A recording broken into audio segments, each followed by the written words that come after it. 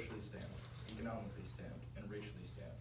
In Stamped by Ibram X. Kendi and Jason Reynolds, you dive into the true history of not just American racism, but racism as a concept. Nothing left unsaid.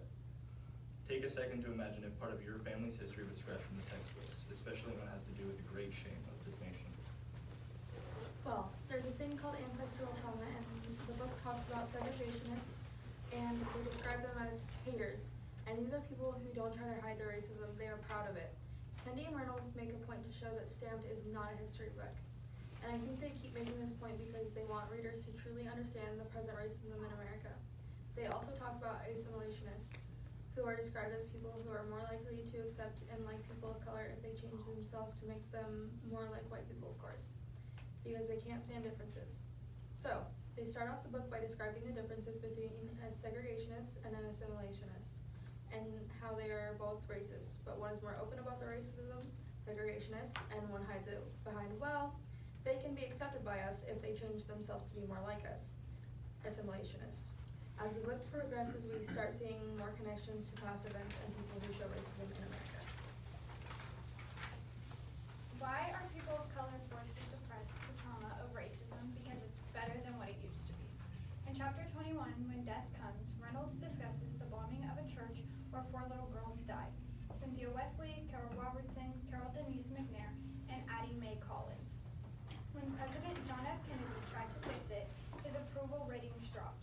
To think that people were mad about the president trying to figure out what and why it happened to these little girls because they were black is insane, and it shows the true nature of who people are and what they're concerned about.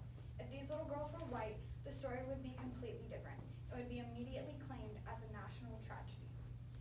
Will the cycle of racial terror continue to repeat itself? History will always repeat itself based on the education of a generation. I feel like if people were taught at a young age about racism, the world wouldn't be as bad. People are lying by omission. They are not telling the whole story, only telling people the history they want us to know.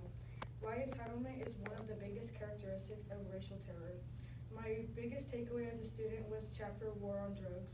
2 years into Reagan's presidency, he issued one of the most devastating exclusive orders of the 20th century. In 1986, during the second term, Reagan doubled down on the war on drugs by passing the Anti-Drug Act of Use. According to Reagan and the racists, it was all black people's fault, not the racist policies that jam black people up. I feel like systematic racism needs to end. People aren't taking racism seriously, and people are lost and are losing loved ones. It makes me feel even more upset that I see my own family go through that. My dad, my sisters, and my brother being called N-word because they're black ain't okay. It hurts me seeing them go through all that. Racism needs to end. For years, racial terrorism has been going on not only in America but around the world, and excuses were made to deem those acts as morally correct. The history in America, the true history, is bound to repeat itself over and over again, as it has for 300 years. Protests and movements all resemble the same message but are not fully heard by the people, the white people, who are in charge of our country. That's why the book Stamped is important to have in our world, a world that is shadowed by racism and hatred. As the book tells us the true history of our country, even though it's not a history book, we as a community have a sole responsibility to seek the truth and to put an end to racial terrorism towards any race, any color, and any religion. We need to open our eyes and remove the filters that we put in our minds and look back at our history and focus on the moments that aren't shown in our school books.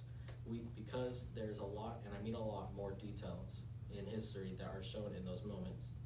We can't focus on the past forever, as time is an ever-going thing, and we need to focus on our future, but most importantly, our present. This goes without saying that we need to remember our past, our true past. We need to remember the true past so we can prevent the cycle of racial terrorism, so we can prevent more murders of black people and other races that are systematically lesser than whites. We can hope for a better future for our community, but it's our duty to make a change for the better future.